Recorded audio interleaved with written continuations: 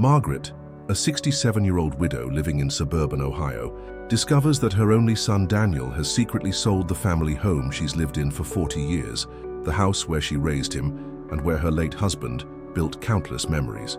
What starts as a shocking betrayal unfolds into a complex story of family dysfunction, financial desperation, addiction, and the painful journey toward forgiveness and understanding. Through 6 chapters, we follow Margaret's emotional transformation, from devastating anger to grudging comprehension, as she uncovers the desperate circumstances that drove her son's actions, ultimately learning that sometimes the people we love most are also the ones capable of hurting us deepest. The call came at 3:47 p.m. on a Tuesday. Margaret knew the exact time because she'd been watching her kitchen clock, waiting for her afternoon medication time, when the phone rang with that sharp, insistent tone that always made her heart skip. "Mrs. Henderson? This is Patricia Coleman from Midwest Realty. I'm calling to confirm the final walkthrough for 428 Maple Street tomorrow morning at 9. Margaret felt the world tilt sideways. The wooden spoon she'd been using to stir her tea clattered to the linoleum floor. "I'm sorry, what did you say?" Her voice came out as barely a whisper. "The final walkthrough for your property sale, ma'am. The buyers are very excited to take possession on Friday. I just wanted to make sure you'd have everything cleared out by then." The words hit her like physical blows. Property sale. Buyers. Cleared out. Margaret gripped the kitchen counter so hard her knuckles went white. "There must be some mistake," she managed. "I haven't sold my house." There was a pause on the other end. "Ma'am, I'm looking at the paperwork right here. The sale was completed 2 weeks ago. Your son Daniel Henderson handled everything. He has power of attorney, so—" Margaret hung up. Her hands were shaking so violently she could barely punch in Daniel's number. It went straight to voicemail. That cheerful, familiar voice that used to comfort her now felt like a knife twisting in her chest. "Danny, it's Mom. Call me back immediately. There's been some kind of terrible mistake about the house." But even as she said the words, Margaret knew it wasn't a mistake. Deep in her gut, where a mother's instincts live, she knew her son had done the unthinkable. She sank into the worn armchair where she'd rocked Daniel as a baby, where she'd comforted him through nightmares and homework tears, where she'd waited up countless nights during his teenage years. The same chair where she'd held her husband's hand during his final weeks when the cancer had confined him to the living room. The house felt different now, like it was already slipping away from her. 43 years of memories seemed to echo in the sudden silence. She could almost hear 8-year-old Daniel's laughter bouncing off these walls, could see her husband Frank painting the kitchen cabinets that sunny Saturday in 1987, could smell the turkey she'd roasted every Thanksgiving in the oven that came with the house and never quite cooked evenly. Her phone buzzed. A text from Daniel. "At work. Can't talk. We'll call tonight. Can't talk." Her son had sold her home and he couldn't talk. Margaret stood up on unsteady legs and walked through the house like she was seeing it for the first time. The living room where Frank had taught Daniel to play chess. The dining room where they'd celebrated every birthday, every graduation, every holiday. The back bedroom that had been Daniel's until he turned 18 and never really came home again. In the master bedroom, she opened the closet and stared at Frank's shirts, still hanging exactly where she'd left them 3 years ago when he died.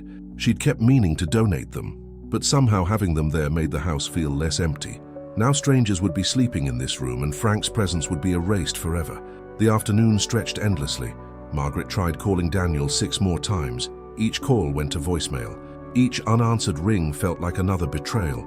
She made herself a sandwich she couldn't eat and sat at the kitchen table where she and Frank had shared over 15,000 meals together, where Daniel had done his homework while she cooked dinner, where Frank had told her about the cancer diagnosis on a morning that had started like any other.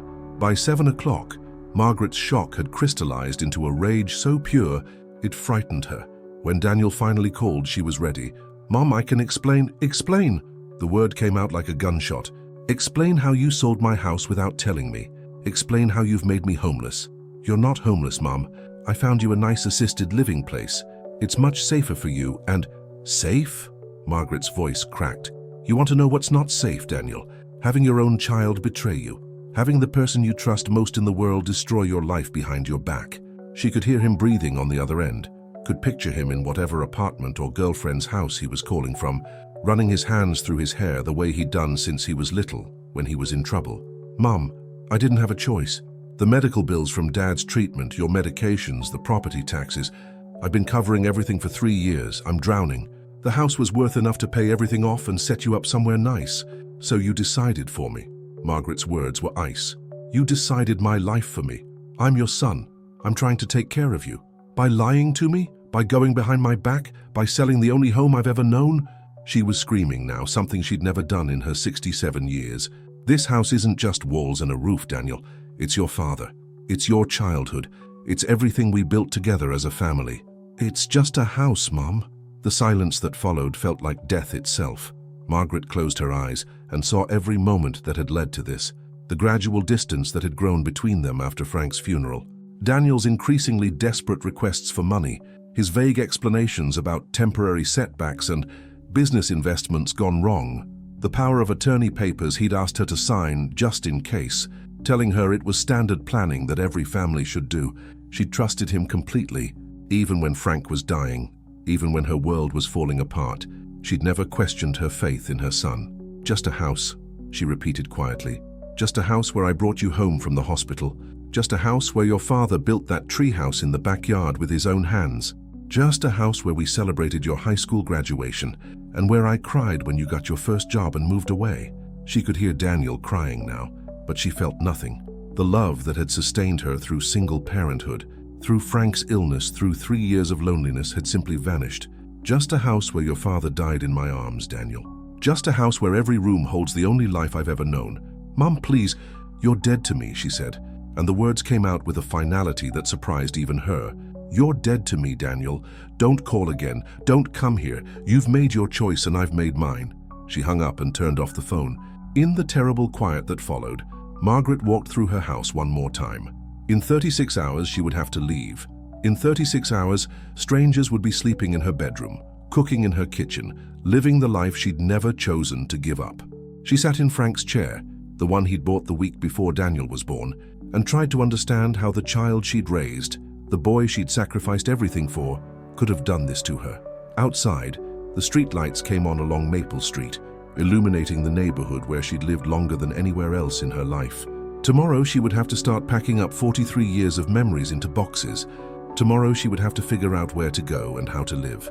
But tonight, she would sit in this chair and remember when her life made sense, when family meant protection instead of betrayal, when love felt safe instead of dangerous. The house settled around her with familiar creaks and sighs, as if it too was grieving what was about to be lost forever. She thought about calling her sister Linda in Phoenix, but what would she say? That the son Linda had always worried was too dependent had finally proven her right. That Margaret's faith in family had been nothing but foolish sentiment? No, she would figure this out alone, the way she'd learned to do everything else since Frank died. Margaret pulled Frank's old photo album from the side table and opened it to their wedding day. They'd been so young, so certain that love would be enough to handle whatever life threw at them. They'd planned to grow old in this house together, to watch their grandchildren play in the backyard where Daniel had learned to ride his bike. But Daniel had never given them grandchildren, had barely given them visits. She traced Frank's face in the photograph, remembering how he'd worried about Daniel even in those final weeks. He's struggling more than he lets on, Frank had whispered during one of his more lucid moments. Promise me you'll take care of him, Maggie. Promise me you won't give up on our boy. She'd promised, and now that promise felt like the cruelest joke of all. Margaret closed the album and looked around the living room one last time before heading to bed. Tomorrow would be the hardest day of her life since Frank's funeral, but tonight she would sleep in the bedroom she'd shared with her husband for 4 decades, surrounded by the life they'd built together, even if it was the last time she'd ever have that comfort. As she turned off the lights, Margaret whispered to the empty house, "I'm sorry, Frank. I tried to keep my promise, but some people can't be saved, not even by their mothers." The darkness felt absolute, like it was swallowing not just the house, but everything she'd ever believed about love, family, and the bonds that were supposed to last forever. If you've ever had your world turned upside down by someone you trusted completely, I'd love to know where in the world you're listening from. Sometimes knowing we're not alone in our pain makes it just a little easier to bear. Margaret woke up at 5 a.m., the way she had every morning for the past 3 years since Frank died. For exactly 30 seconds, her mind was blissfully blank. Then reality crashed over her like a tidal wave. Today she had to pack up her entire life. She lay in bed staring at the ceiling crack that looked like a river. The one Frank used to joke resembled the Mississippi. He'd promised to fix it for 20 years but never got around to it. Now, strangers would inherit that crack, along with everything else that made this house theirs. The coffee maker gurgled to life in the kitchen. She'd set it the night before, a habit so ingrained she'd done it even on the worst day of her life. The familiar sound usually brought comfort. Today, it felt like mockery. Margaret forced herself out of bed and into the shower, letting the hot water wash away the tears she'd cried in her sleep. In the mirror, she looked every one of her 67 years. Her grey hair hung limp around a face etched with new lines of betrayal and exhaustion. By 6:30, she was sitting at her kitchen table with coffee and toast she couldn't taste, staring at Daniel's phone number in her contacts. Her finger hovered over the call button a dozen times, but she couldn't do it. The wound was too fresh, too devastating. Instead, she called her sister Linda. "Maggie, Jesus, it's 4:30 in the morning here. What's wrong?" "Danny sold the house." The words came out flat, emotionless. Silence. Then, "Oh, honey, oh my God, when?" "I found out yesterday. The buyers take possession on Friday." Margaret's voice cracked. 3 days, Linda. I have 3 days to pack up my entire life." "That son of a bitch." Linda's voice turned sharp with fury. "I knew he was up to something. All those questions about your finances last Christmas, asking about the house value. I should have said something. You knew he was thinking about this. I suspected he was in trouble. Real trouble. But I never thought. Maggie, I never imagined he'd do something this cruel." Margaret closed her eyes. "He said I'm going to assisted living. Said he's been drowning financially, covering Dad's medical bills and my expenses. Bullshit. Frank's insurance covered most of those bills, and your pension handles your living expenses. I helped you go through all that paperwork, remember?" She did remember. Linda flying out from Phoenix right after the funeral, helping Margaret navigate the bureaucratic nightmare of death certificates and insurance claims. They'd been careful, thorough. There shouldn't have been financial problems. "Linda, what if there's something I don't know about?" Another pause. "Honey, do you remember when Daniel asked you to sign those power of attorney papers? Last year, he said it was just smart planning in case something happened to me. Did you read them carefully? Did you have a lawyer look at them?" Margaret felt ice forming in her stomach. "No, I trusted him. He's my son." "Oh, Maggie." The words hung between them like a death sentence.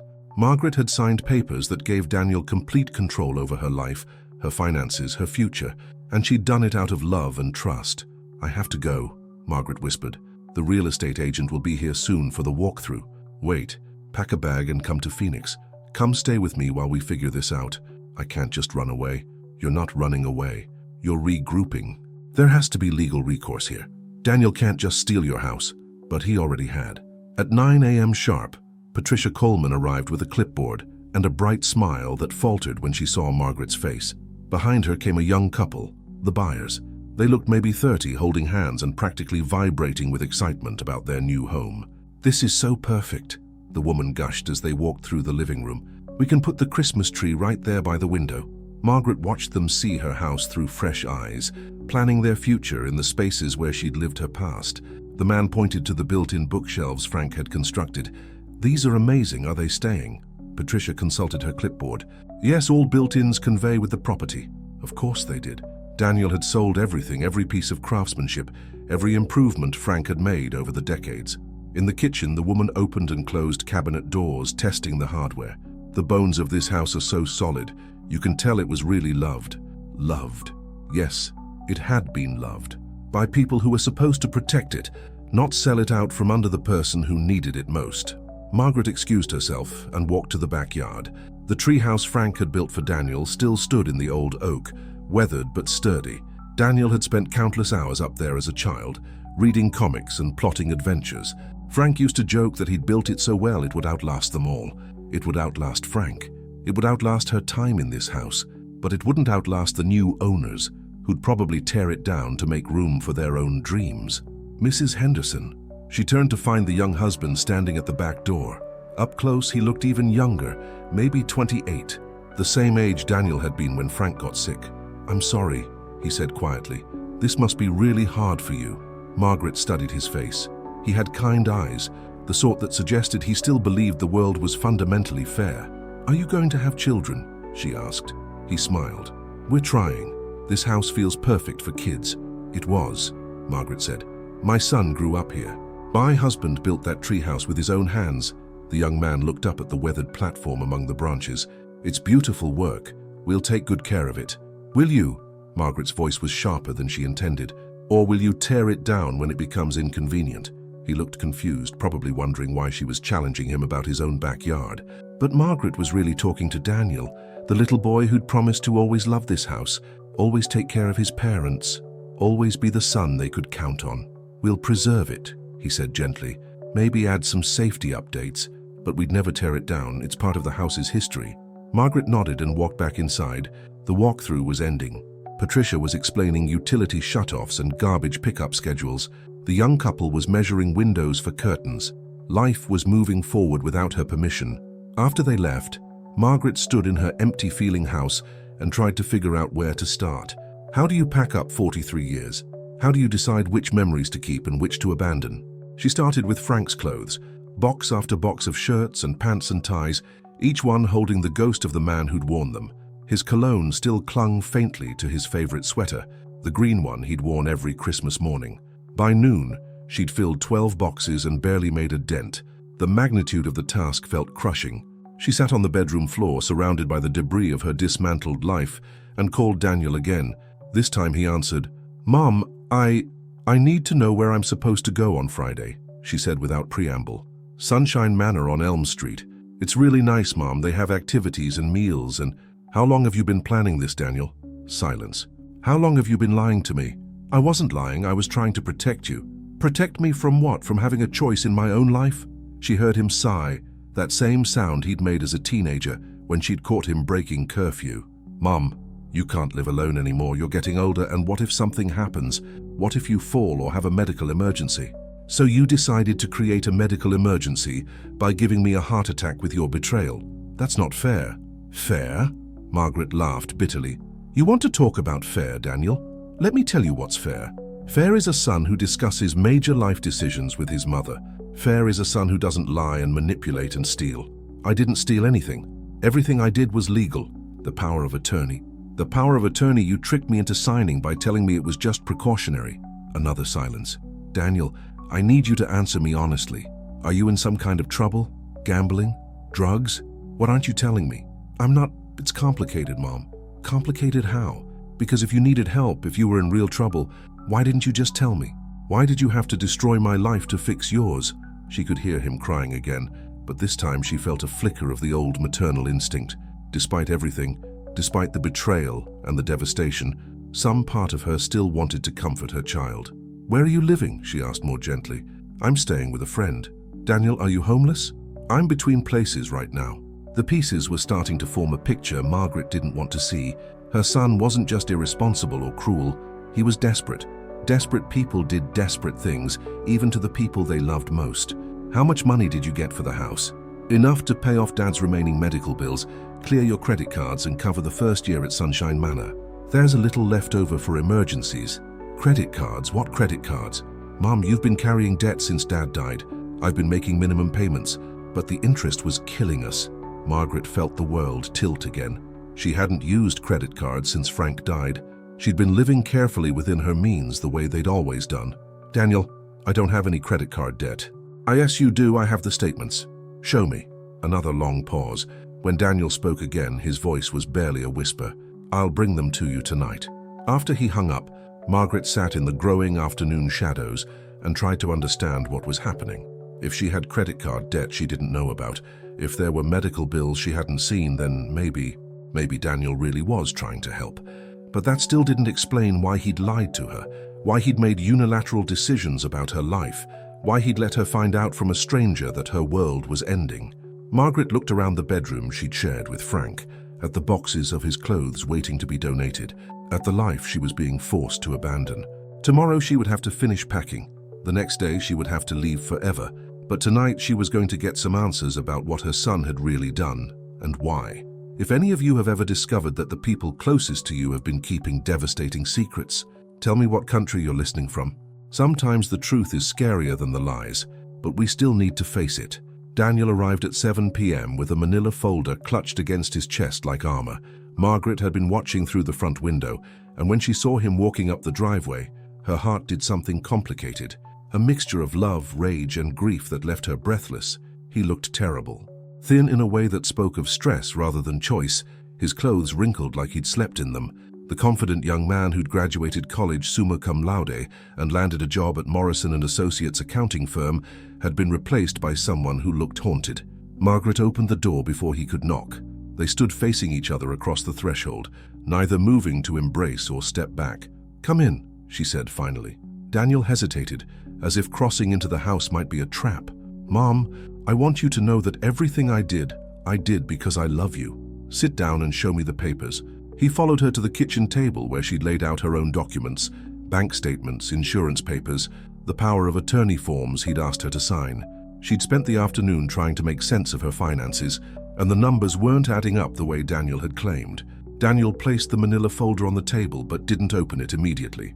Instead, he looked around the kitchen with the expression of someone memorizing a place he'd never see again. "You remember when I was 12 and tried to surprise you by making breakfast?" he asked softly. Margaret remembered. He'd burned the eggs and set off the smoke alarm, but he'd been so proud of himself for trying to take care of her while Frank was away on a business trip. "I'm not 12 anymore, Daniel. Show me the documents." He opened the folder and pulled out a stack of credit card statements. Margaret's name was on all of them, but as she flipped through the pages, she felt her confusion growing. "These charges, I never made these purchases." She pointed to a line item. "Best Buy, $800. Daniel, I haven't bought electronics in years." "You don't remember because you were grieving. After Dad died, you were buying things to feel better. You told me you couldn't remember what you'd ordered online." Margaret stared at him. "I told you no such thing." "Mom, you were really struggling after the funeral. Sometimes you'd call me and not remember that we'd already talked that day. Sometimes you'd ask me the same question 3 times in one conversation." There was truth in that. The months after Frank's death had been a blur of grief and adjustment. There had been days when she felt lost, when the simplest tasks seemed overwhelming, but she would have remembered accumulating thousands of dollars in debt. "These purchases were made with my credit cards. Cards I helped you apply for when Dad got sick. You said you wanted them for emergencies." Margaret remembered that conversation differently. Frank's medical expenses had been mounting, and Daniel had suggested having backup credit available. She'd trusted him to handle the applications because he understood financial matters better than she did. "But I never used these cards. You gave me permission to use them for your expenses. Groceries, medications, house maintenance. The bills just got away from me." "Away from you?" Margaret's voice rose. "These are my cards, Daniel. My credit rating, my debt. I was trying to help. You couldn't handle everything after Dad died, so I took care of it for you." Margaret flipped through more statements. Restaurants she'd never been to, online retailers she'd never heard of, cash advances that made her stomach drop. This cash advance for $3,000, what was that for? Daniel shifted in his chair. "Emergency house repairs. The furnace needed work. The furnace Frank replaced 2 years before he died. There were other things. The roof leaked. The bathroom faucet needed replacing." Margaret set down the papers and really looked at her son. His hands were shaking slightly and he kept glancing toward the door as if he wanted to run. "Daniel, where did this money really go?" "I told you I was covering your expenses. Stop lying to me." The words exploded out of her with such force that Daniel flinched. "I may have been grieving, but I wasn't incompetent. I would have noticed $3,000 missing from my account. You wouldn't have noticed because it wasn't your account. It was the credit card that I never authorized you to use for cash advances." They stared at each other across the table. Margaret saw the exact moment when Daniel's face changed, when the last pretense of righteousness crumbled away.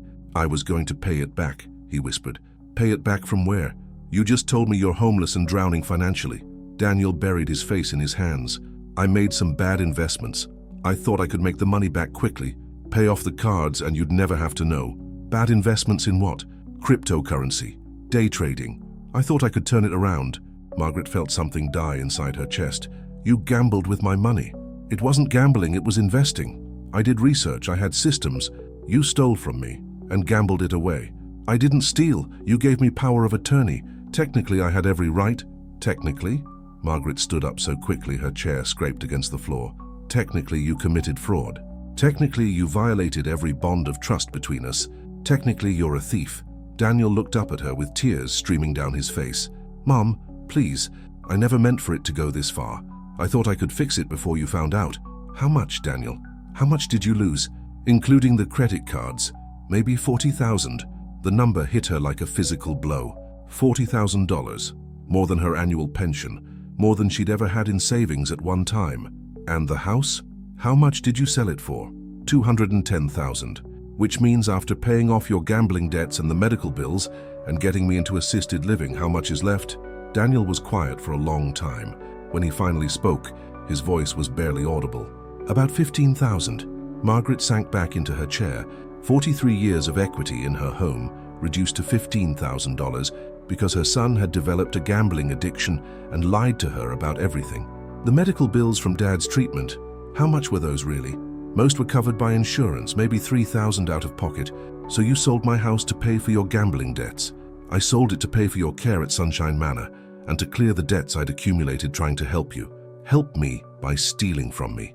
I never meant to hurt you.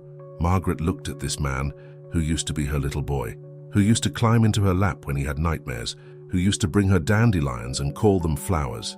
Somewhere along the way, that child had become a stranger capable of destroying her life, while claiming it was an act of love. When did it start? She asked quietly. What? The gambling. When did it start? Daniel wiped his eyes with his sleeve.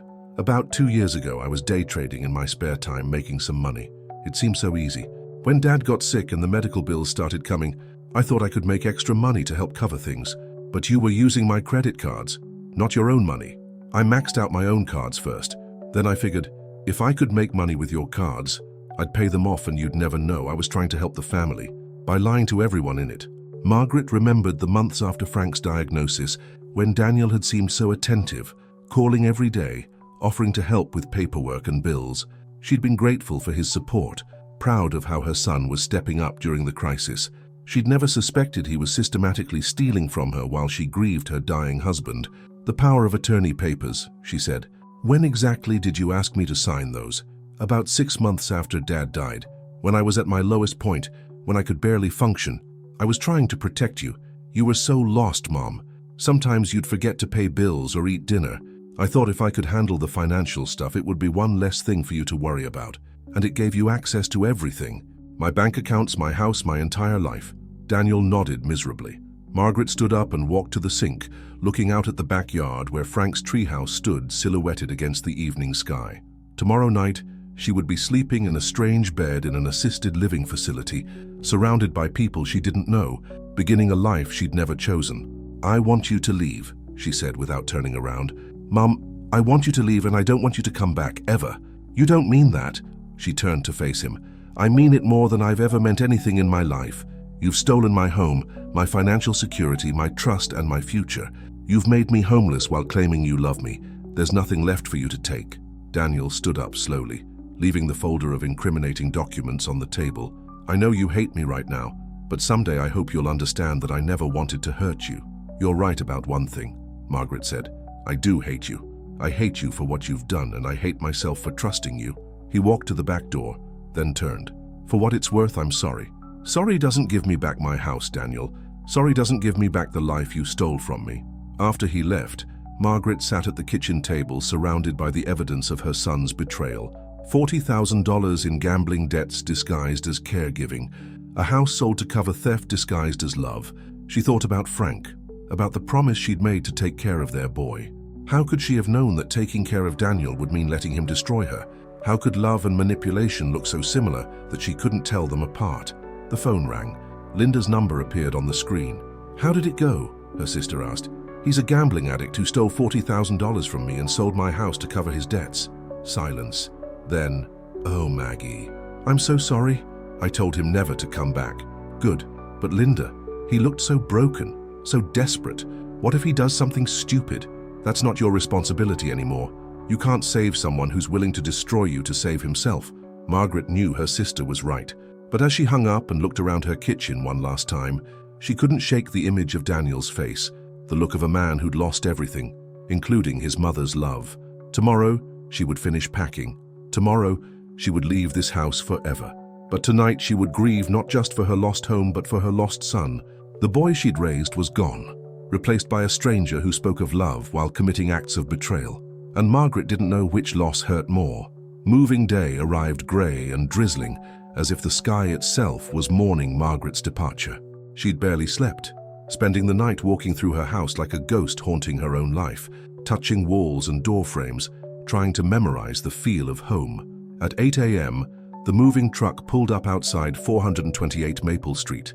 Two men in company uniforms knocked on her door. Miguel, maybe 40 with kind eyes, and Bobby, younger and all business. They surveyed her boxes and furniture with professional efficiency. "Where's this all going, ma'am?" Miguel asked gently. "Most of it to storage, just the essentials to Sunshine Manor on Elm Street." She'd spent yesterday afternoon ruthlessly sorting her life into 3 categories: keep, store, and donate. 43 years reduced to what would fit in a single room. Frank's chair would go to storage, too big for her new space. The dining room table where they'd shared thousands of meals, storage. The china cabinet Frank had given her for their 20th anniversary, storage. Everything that made this house a home would disappear into a climate-controlled unit across town. Margaret supervised the packing with the detachment of someone watching her own funeral. The movers were gentle with her belongings, more careful than they needed to be, probably sensing the magnitude of what was happening.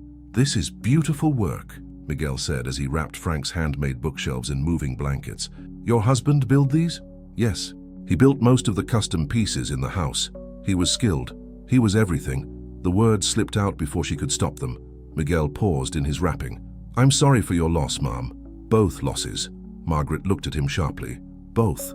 Losing your husband and now losing the house where you remember him, that's 2 griefs at once."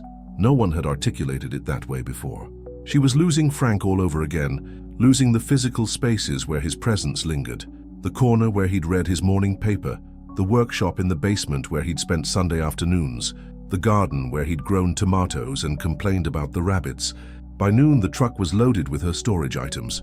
Margaret stood in her nearly empty house, surrounded by just the boxes going to Sunshine Manor. 2 suitcases of clothes, a box of photographs and important papers, Frank's wedding ring on a chain around her neck. The rest of her life was driving away in a truck. The young couple who'd bought the house, Sarah and Mike, arrived early to do some measuring. Margaret had forgotten they were coming, and seeing them in her empty living room felt like an intrusion. "Oh, we're so sorry," Sarah said, noticing Margaret's distress. "We can come back later." "No, it's fine. The house is yours now." But it wasn't fine. Watching them discuss paint colors and furniture placement in the rooms where she'd lived her entire adult life felt like watching strangers plan a funeral in a sacred space. Mike knelt by the fireplace Frank had rebuilt, stone by stone. "This craftsmanship is incredible.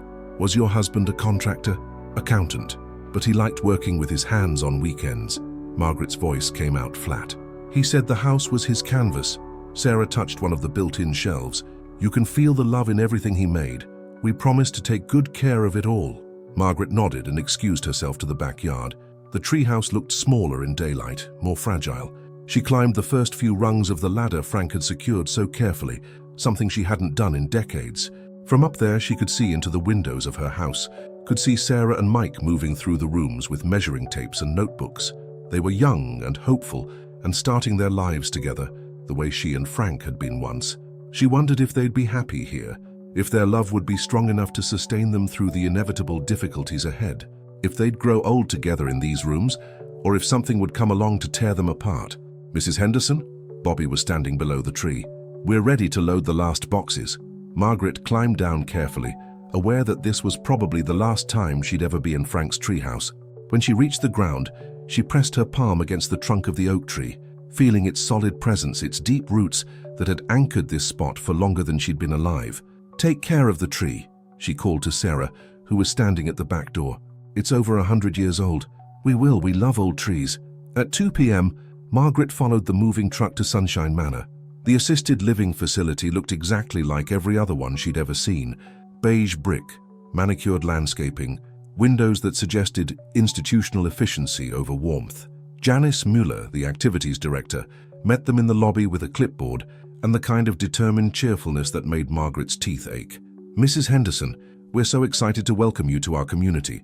Your son arranged everything perfectly. Your room is ready and we have a lovely orientation schedule planned." Margaret nodded and followed Janice down a hallway that smelled of disinfectant and cafeteria food. Residents sat in wheelchairs along the walls, some watching TV, others staring at nothing. A few looked up as she passed, their faces holding the polite curiosity of people with nothing else to do. Room 237 was clean and serviceable. A single bed, a small dresser, one chair, a tiny bathroom. A window overlooked the parking lot. After 43 years in a house with rooms full of natural light and space to breathe, this felt like a prison cell. Miguel and Bobby carried in her boxes with the same gentle efficiency they'd shown all day. They set up her bed and positioned her chair by the window without being asked. "You need anything else, Ma'am?" Miguel asked.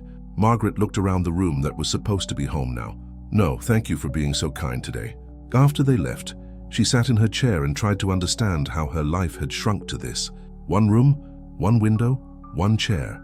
The accumulated possessions of nearly 7 decades reduced to what could fit in a space smaller than her old bedroom. She unpacked methodically, hanging her clothes in the narrow closet, arranging her photos on the dresser.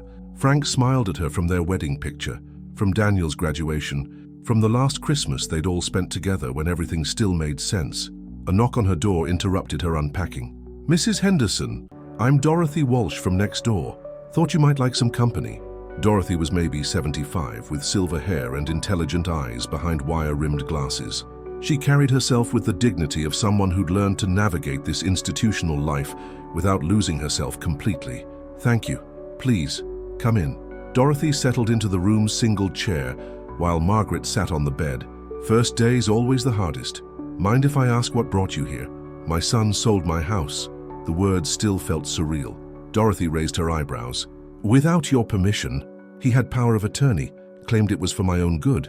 "Ah, the old, we know what's best for you routine. My daughter pulled something similar. Not as dramatic as selling my house, but she decided I couldn't live alone anymore after I had a small kitchen fire." "Do you regret coming here?" Dorothy considered the question. "I regret losing my independence. I regret having my life decisions made by someone else. But the people here aren't terrible, and you learn to make the best of it." "How long have you been here?" 2 years. The first 6 months were hell. I was angry all the time, depressed, felt like my life was over. Then I realized that feeling sorry for myself wasn't changing anything, so I started trying to find small pleasures. Good conversations, books, the garden they let us maintain out back. Margaret looked out her window at the parking lot. "I don't see how this could ever feel like home." "It won't, but it might become tolerable, maybe even occasionally pleasant." They sat in comfortable silence for a while. Margaret had expected to spend this first day alone with her grief and anger. Having someone who understood made it fractionally more bearable. "Can I ask you something?" Dorothy said. "Are you done with your son permanently, or are you just angry right now?" "I told him I never wanted to see him again." "Do you mean it?" Margaret thought about Daniel's face the night before, the way he'd looked when she'd called him a thief.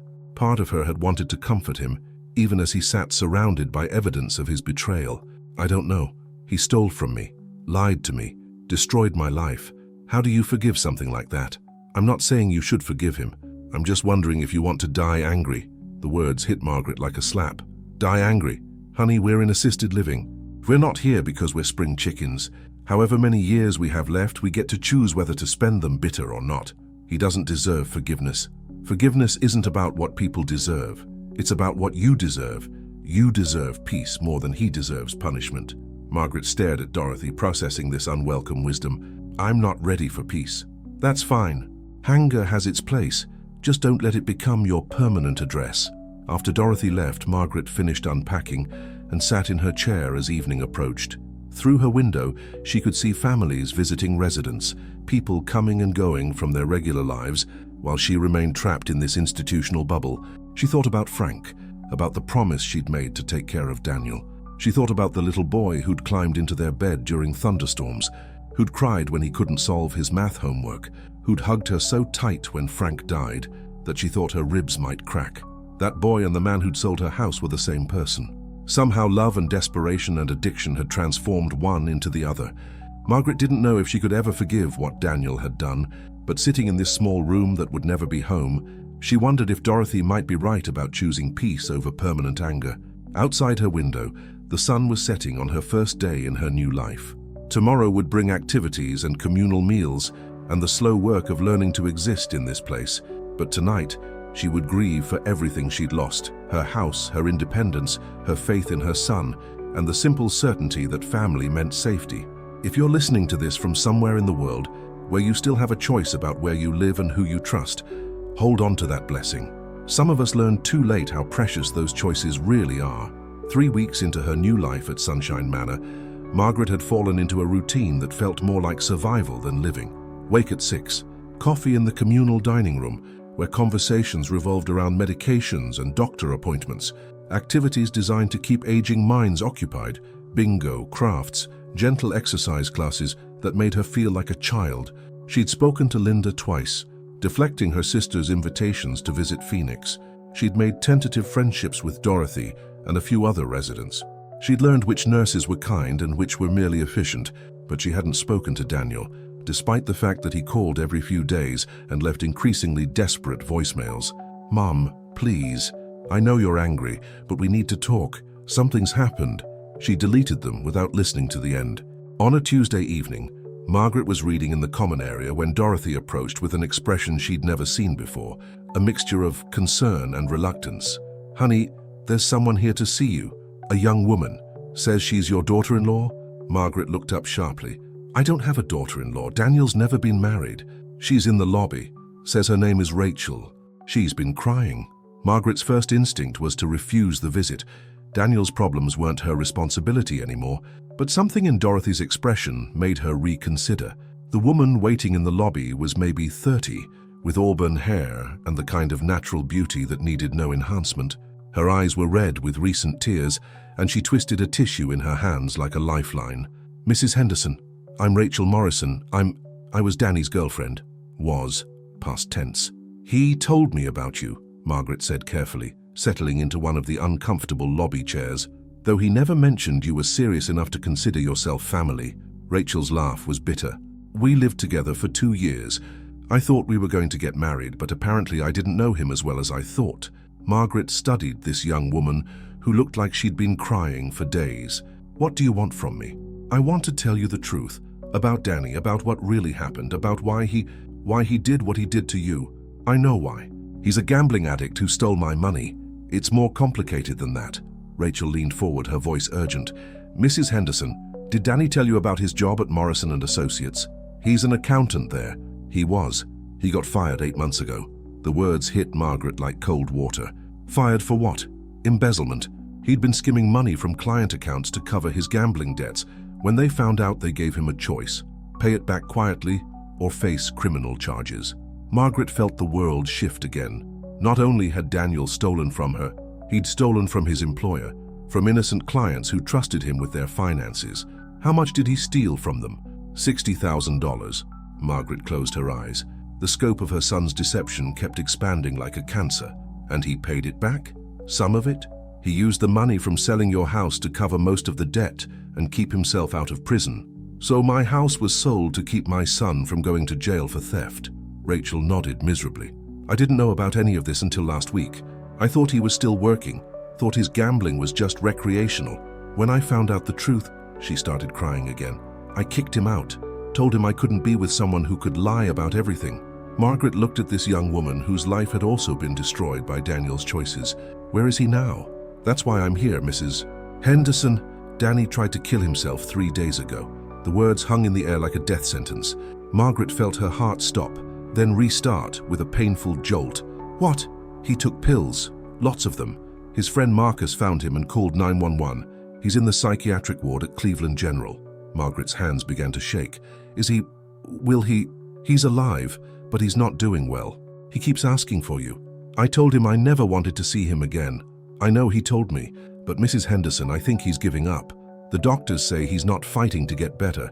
He just lies there staring at the ceiling, talking about how he's destroyed everyone he ever loved." Margaret stood up abruptly and walked to the lobby windows. Outside, autumn was settling over the city. Leaves were turning colors and falling, the cycle of death and renewal that happened every year whether people were ready for it or not. "Why are you telling me this?" she asked without turning around. "Because despite everything he's done, I still love him, and I think you do too. Love isn't enough. No, but it's something. And right now, Danny has nothing. No job, no home, no family, no future. The only thing keeping him alive is the hope that maybe someday you might forgive him." Margaret thought about Dorothy's words from her first day. "You get to choose whether to spend your remaining years bitter or not." "The gambling," she said. "When did it really start?" Rachel was quiet for a moment. "He told me it started small, just online poker with friends. But I think it got serious when your husband got sick. Danny was so scared, Mrs. Henderson. Scared of losing his dad, scared of watching you grieve, scared of being the man of the family when he didn't feel strong enough. So he escaped into gambling. At first, then when he started losing, he convinced himself he could win it back. Then the losses got bigger and he got more desperate. He started using your credit cards, telling himself it was temporary. When that wasn't enough, he started taking money from work. And you never noticed? He's a very good liar. He kept going to work every day even after he was fired, going to the library or coffee shops instead. He made up stories about business trips and overtime. I believed him because I loved him. Margaret understood that kind of willful blindness. She'd believed Daniel's lies because she loved him too. The power of attorney papers, she said. He planned that from the beginning. I don't think so. I think he really did want to help you after your husband died. But when his gambling debts got out of control, having access to your finances became too tempting. And selling my house? That was his last desperate attempt to fix everything. He thought if he could pay off all the debts, yours, his, the money he stole from work, then he could start over, find a new job, rebuild his life, without telling me, without giving me a choice. He was terrified of disappointing you. He said you and his father were the only people who ever believed in him, and he couldn't stand the thought of you knowing what he'd become. Margaret laughed bitterly. So instead he let me find out by having my house sold out from under me. He panicked. Everything was happening so fast. The deadline to pay back the money he'd stolen, the threat of prosecution, the gambling debts. He made desperate choices. That destroyed my life. Yes, Rachel said simply. He did, and he knows it, and it's killing him. Margaret returned to her chair, studying this young woman who'd also been betrayed by Daniel, but somehow still found compassion for him. Why don't you hate him? I do sometimes, but I also know who he was before the gambling took over. He's not a bad person, Mrs. Henderson. He's a sick person who made terrible choices. Addiction doesn't excuse theft. No, but it explains it. They sat in silence for a while. Around them, other families visited their elderly relatives, normal conversations about normal problems. Margaret envied them their uncomplicated relationships, their ability to love without the weight of betrayal. What do the doctors say about his condition? Severe depression? Suicidal ideation? They want to transfer him to a long-term psychiatric facility, but he has to want to get better. Right now, he doesn't. And you think seeing me would help? I think it's the only thing that might help. You're his mother. No matter what he's done, you're the person who loved him first and longest.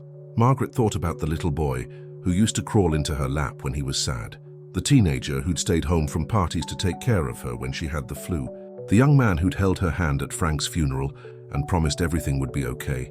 All of those people were the same person lying in a hospital bed wanting to die. If I go see him, Margaret said slowly, it doesn't mean I forgive him. I understand. It doesn't mean I want him back in my life. I know. It just means I don't want him to die. Rachel's face crumpled with relief. That's enough. Right now, that's more than enough. Margaret stood up again, her decision made. I'll need someone to drive me. I don't have a car anymore. I can take you, anytime you're ready. Now. If we're going to do this, we're going to do it now, before I lose my nerve. As they walked toward Rachel's car, Margaret wondered if she was making a mistake.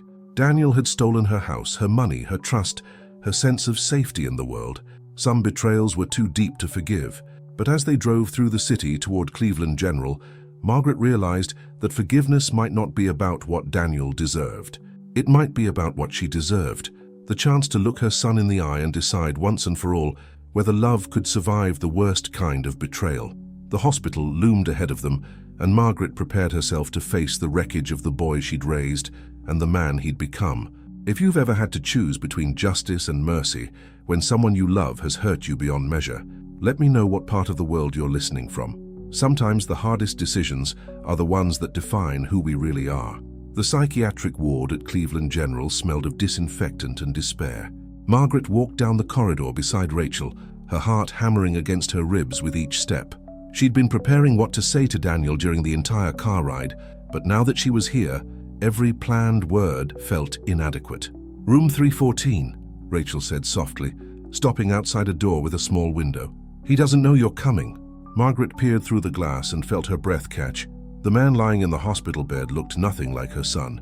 Daniel had always been thin, but now he was gaunt, his cheekbones sharp against pale skin. His eyes stared at the ceiling with the hollow expression of someone who'd given up on everything. He's lost maybe 30 pounds, Rachel whispered. He barely eats. Margaret put her hand on the door handle, then hesitated. What if this makes things worse? What if it makes them better? Taking a deep breath, Margaret knocked softly and pushed open the door. Daniel's head turned toward the sound, and when he saw her, his entire body went rigid with shock. "Mom," his voice was barely a whisper, like he thought she might be a hallucination. "Hello, Daniel." He struggled to sit up, his movements weak and unsteady. "You came, I can't believe you came." Margaret pulled the visitor chair closer to his bed, but didn't sit down yet. She needed to remain standing, needed to maintain some physical distance while she figured out what she felt. "Rachel told me what happened, that you tried to..." She couldn't finish the sentence. "To kill myself." Daniel's voice was flat, matter-of-fact. "Yeah, seemed like the right thing to do. Clean up the mess I made by removing myself from the equation. That's not cleaning up anything. That's just running away. What else am I supposed to do, Mom? I destroyed your life. I stole from you, lied to you, made you homeless. I embezzled money from my clients. I lost my job, my girlfriend, my home. I ruined everything I ever touched." Margaret finally sat down, studying her son's face. Beneath the self-pity and despair, she could see something else. The little boy who used to come to her when he'd broken something, terrified of her disappointment. "Tell me about the gambling," she said quietly. Daniel closed his eyes. "You don't want to hear this." "I do. I need to understand how we got here." For a long moment, Margaret thought he wouldn't answer. Then slowly he began to speak. "It started when Dad got diagnosed with cancer. I was so scared, Mum. Scared of losing him, scared of watching you fall apart, scared that I wouldn't be strong enough to take care of you both. The online poker felt like an escape, a place where I could feel in control of something. But you weren't in control. No, I was losing control of everything. When I started winning small amounts, it felt like maybe I could actually help. Maybe I could make enough money to pay for Dad's treatments, to take some pressure off you. But then I started losing, and I convinced myself that if I just played a little longer, bet a little more, I could win it back." Margaret remembered those months, how attentive Daniel had seemed, how eager to help with paperwork and bills. She'd thought he was stepping up as the man of the family. She'd never suspected he was falling apart. "When did you start using my credit cards?" "About 6 months after Dad died. I'd maxed out my own cards, taken cash advances on everything. I told myself it was temporary, that I'd pay it back before you noticed. I was going to take care of you, Mom. I was going to be the son Dad wanted me to be, by stealing from me, by trying to fix everything. I know how that sounds now, but at the time it felt like love. Like I was protecting you from having to worry about money. And the job? When did you really get fired?" Daniel's face crumpled. 8 months ago. I'd been borrowing from client accounts, just small amounts at first. I kept detailed records, planned to pay it all back. But the gambling debts kept growing and I needed more and more money to cover them. $60,000. I know Rachel told you. I'm sorry she got dragged into this. She didn't deserve to find out her boyfriend was a thief and a liar. Margaret looked at this broken man who was her son and tried to reconcile him with the child she'd raised. "What happened to you, Daniel? You used to be so honest, so responsible. I got scared, and when I got scared, I made bad choices. Then I made worse choices to cover up the bad ones. Then I made terrible choices to cover up the worse ones. And somewhere along the way, I stopped being the person you raised and became someone I don't even recognize. Someone who sold his mother's house without telling her. The house was my last chance to make everything right. Pay back the firm, clear your debts, get you somewhere safe. I thought if I could just fix all the financial problems, maybe I could start over, be the son you deserved again. But you didn't give me a choice, because I knew you'd say no. You'd want to help me, and I couldn't let you sacrifice any more for my mistakes." Margaret stood up and walked to the window. Outside, normal people were living normal lives, dealing with normal problems. She envied them their uncomplicated relationships with their children. "Do you have any idea what you took from me?" she asked without turning around. "Everything. I took everything from you. You took my home. You took my independence. You took my ability to trust my own judgment about people. You took my faith that family means safety." Her voice was steady, but tears were running down her cheeks. "You took the place where your father's memory lived, where I could still feel close to him. I know. God, Mom, I know. And I'll never forgive myself for it. But most of all," Margaret continued, "you took my son. You took the boy I raised and loved and trusted, and you turned him into a stranger who lies and steals and makes decisions about my life without including me." Daniel was crying now, harsh sobs that shook his thin frame. "I'm so sorry. I'm so fucking sorry, and I know it doesn't matter, but I never meant to hurt you. Margaret turned around and really looked at him. Not the man who'd betrayed her, but the child she'd held when he was sick, the teenager she'd cheered for at baseball games, the young adult she'd been so proud of when he graduated college. "Where is he?" she asked softly. "Who?" "My son, the real Daniel. Is he still in there somewhere? Or did the addiction and the lying kill him completely?" Daniel met her eyes for the first time since she'd arrived. "I don't know, Mom. I hope he's still in here, but I'm so tired of disappointing everyone. I'm so tired of being a failure." "Then stop being one." The words came out sharper than she'd intended, with an authority that surprised them both. "Stop wallowing in self-pity and start figuring out how to fix what you broke. Not just the money, that's gone and we both know it, but fix yourself. Fix the addiction that turned you into someone I don't recognize. I don't know how. Yes, you do. You get help, real help. You go to meetings, you see therapists, you do whatever it takes to become someone trustworthy again. And then what? Even if I get clean, even if I never gamble again, I'll still be the person who stole your house. You'll still hate me." Margaret sat back down and took Daniel's hand. His fingers were cold and thin, but they were still her child's hands. "I don't hate you," she said quietly. "I hate what you did. I hate the choices you made. I hate that you lied to me and stole from me and treated me like I was incompetent. But I don't hate you. How is that possible? Because you're my son. Because I held you when you were born and watched you take your first steps and taught you to tie your shoes. Because your father loved you and his love lives in me." Daniel squeezed her hand. "Does this mean you forgive me?" Margaret was quiet for a long time, thinking about Dorothy's words about choosing peace over permanent anger. "I don't know if I can forgive you yet," she said finally. "The hurt is too deep, too fresh. But I can choose not to hate you. I can choose to hope that you'll get better. What about us? Is there any chance we could we ever have a relationship again? That depends on you. On whether you're willing to do the hard work of becoming someone I can trust again, someone I can be proud of again. I want to try. Wanting isn't enough. You've wanted a lot of things, to win back your losses, to fix everything without consequences, to have me forgive you without earning it. Try means action. Try means proving to me that my son is still alive in there somewhere." Daniel nodded, wiping his eyes. "What would that look like?" "It would look like you checking into whatever treatment program the doctors recommend. It would look like you getting a job, any job, and slowly, honestly, rebuilding your life. It would look like you calling me once a week to check in, not to ask for anything, just to show me you're still fighting. And if I do all that, then maybe eventually we can figure out what kind of relationship is possible between us. Not the same relationship we had before. That's gone forever. But maybe something new, something built on honesty instead of lies." Margaret stood up to leave. "I'm not going to visit you again while you're here. This is your fight now. But if you get clean, if you prove to me that you're serious about changing, then we can talk." "Mom," she turned back at the door, "I love you. I know I've got a terrible way of showing it, but I love you. I love you too, Daniel. That's why this hurts so much." As Margaret walked back down the hospital corridor with Rachel, she felt something she hadn't experienced in weeks. Not happiness exactly, but not despair either. Maybe hope was too strong a word, but there was something lighter in her chest. "How do you feel?" Rachel asked as they reached the elevator. "Exhausted, sad, but not hopeless. Does that make sense?" Perfect sense. 6 months later, Margaret was sitting in the garden at Sunshine Manor when her phone rang. Daniel's name appeared on the screen, their first scheduled call since he'd completed a 90-day inpatient treatment program. "Hi, Mom. How are you?" "I'm okay. Dorothy and I planted tomatoes today. Your father would have approved of our technique." Daniel laughed. Actually laughed, and the sound was so normal, so much like her old son, that Margaret's throat tightened with emotion.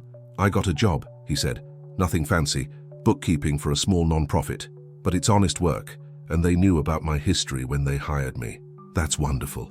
I've been sober for 4 months now. Going to meetings every day, seeing a therapist twice a week. It's hard work, but I'm doing it. I'm proud of you." "Mom?" His voice was tentative. "I know this is probably too much to ask, but would you maybe like to have lunch sometime? Just to talk?" Margaret looked around the garden where she'd learned to find small pleasures, where she'd discovered that life could continue even after everything you thought you knew was destroyed. "I'd like that," she said. "I'd like that very much." They made plans to meet the following week. It wouldn't fix everything. Margaret would never get her house back, would never fully trust Daniel the way she had before, but it was a beginning. a chance to build something new from the wreckage of what they'd lost. Love, Margaret had learned, wasn't about never being hurt. It was about choosing to keep loving even after the hurt, even when love required more courage than walking away. As she ended the call and returned to her gardening, Margaret realized that Dorothy had been right about choosing peace over permanent anger. Forgiveness wasn't about what Daniel deserved, it was about what she deserved. And she deserved the chance to love her son again, even if it looked different than it used to. Some bridges, once burned, can never be rebuilt exactly as they were. But sometimes, if you're very careful and very patient, you can build something new in their place, something stronger, because it's built on truth instead of assumptions. Margaret wasn't sure what the future held for her and Daniel. But for the first time since that devastating phone call about her house being sold, she was willing to find out. If you're listening to this story from anywhere in the world, remember that love is always a choice, even when it's hard, especially when it's hard. The people who hurt us most are often the ones we have the most power to heal, and who have the most power to heal us in return. Thank you for joining me on this journey. May you find your own path between justice and mercy, between protecting yourself and choosing love.